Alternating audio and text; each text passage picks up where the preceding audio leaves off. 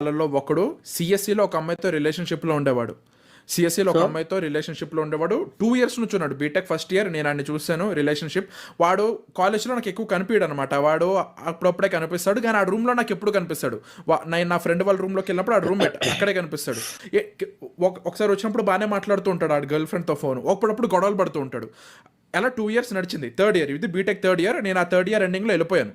ఆ బీటెక్ అవును, third year first సెమ్లో వాడు అట్లానే గొడవ పడుతున్నాడు, ఆ అమ్మాయితో గొడవ పడుతున్నాడు, అది పడుతుంది ఇది పడుతున్నాడు. అప్పుడు అడిగాను పక్కన నా ఫ్రెండ్ గారిని, ఆడు నీకు తెలుసు ఎవడో ఆ ఫ్రెండ్ గాడు.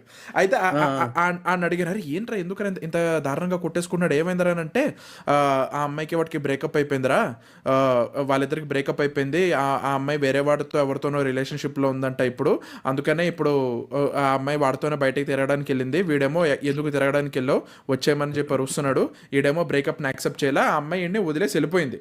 ఆడు వదిలేసి వెళ్ళిపోయిన తర్వాత పక్క రూమ్లో ఆడు ఎక్కి ఏడుస్తున్నాడు.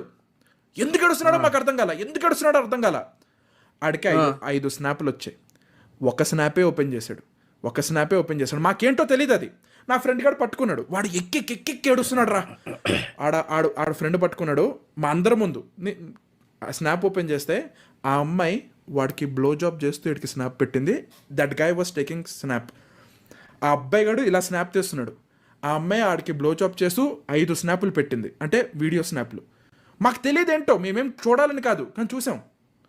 ఆడు ఎక్కి ఏడుస్తున్నాడు. ఒకే స్నాప్ ఓపెన్ చేశాడు. ఏంటబ్బా మేము పక్కకి వెళ్ళి, అరే పక్కన ఇంకొకడు ఉన్నాడు ఆడికి తెలుసు, ఆడు ఇలా ఫోన్ ఇచ్చాడు వేరే వాడికి, నా ఫ్రెండ్ ఆడు ఎవడో నీకు తెలుసు, వాడు ఇలా పెట్టి ఇలా ఓపెన్ చేస్తే వెనక ఆడు చుట్టుపక్కల 5 ఉన్నాం, 5 చూసాం.